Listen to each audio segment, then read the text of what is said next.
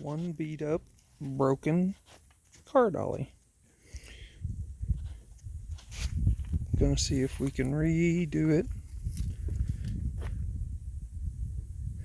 make some repairs. Somebody in the past has done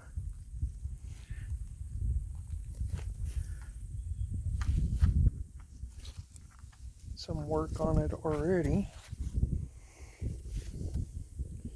but we're thinking that we can get her straightened out, clean up some of the old welding, redo it,